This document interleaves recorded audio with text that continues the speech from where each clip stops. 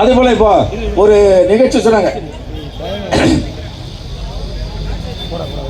திமுக சார்பில் போன டிசம்பர் மாதம் 31ஆம் தேதி ஒரு பொதுக்கூட்டம் நடக்குது. எங்கடா தசரா, அதான் பூதூர் மணி அவங்க சொன்னாங்க. அந்த மீட்டிங்கில் யாருனால திமுக எம்பி இருக்காங்க, தமிழ் தங்கச்சி பாண்டியன், எம்எல்ஏ பிரபாகராஜ் ஆகியோர் அந்த மீட்டிங்கில் இருக்காங்க. அதான் சொன்னார், ஒரு லேடி கான்ஸ்டேபிள் நிற்கிறது, அங்கே போய் வலிச்சு தட்டி விடுறான் பின்னாடி. யார் தட்டி விடுது? யாரு? திமுக. அதுவும் எந்த அவன் இந்த சாலி கிராமத்தை சேர்ந்த பிரவீன், அவன் ஒருத்தன் சின்மயா நகரை சேர்ந்த ஏகமரம். ஏன்னா எதுவும் என்ன நடந்தது அதுதான் நான் சொல்லுறேன். இவங்க ரெண்டு பேரும் அரெஸ்ட் பண்ணால பண்ணல.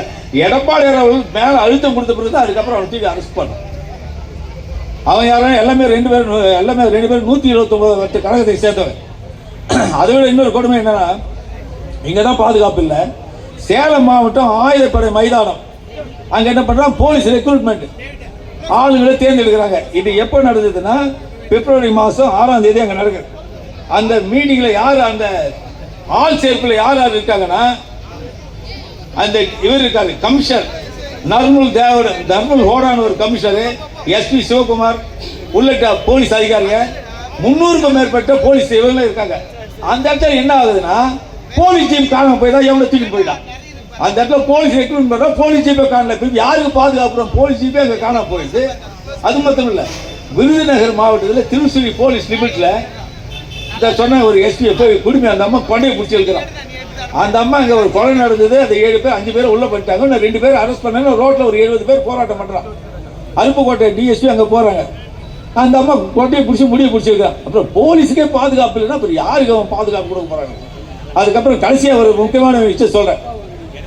21ஆம் தேதி ஒரு ஜட்ஜ்மெண்ட் வருது. 20ஆம் தேதி ஜட்ஜ்மெண்ட் என்ன வருதுன்னா, உயர்நீதிமன்ற நீதிபதிகள் R Subramanian, L Victoria Gowri, இந்த 2 பேரும் அந்த அமர்வில் ஜட்ஜிங்க என்ன சொல்றாங்கன்னா, தமிழகத்தில் உள்ள அரசு கல்லூரிகளில் முதல்வர் பதவியிடங்கள் காலியாக உள்ளன, பேராசிரியர்கள் பற்றாக்குறையும் நிலவுகிறது, மேலும் கல்லூரிகளில் அடிப்படை வசதிகளும் போதுமான அளவு இல்லை, இதை சாதாரண விஷயமாக கருத முடியாது அப்படின்னு ஜட்ஜிங்க சொல்றாங்க.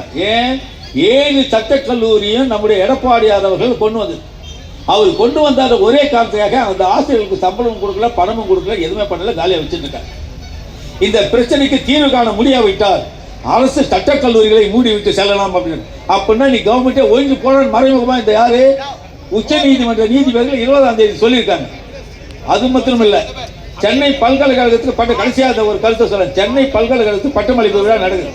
இன்னும் அந்த இடத்துல வைஸ் சான்சலர் இல்லை. யாரு சான்சலர்? கவர்னர் தான் அங்க சான்சலர். அவர் மொத்தம் கையெழுத்து போட்டா போதாது, துணை சான்சலர் கையெழுத்து போடணும்.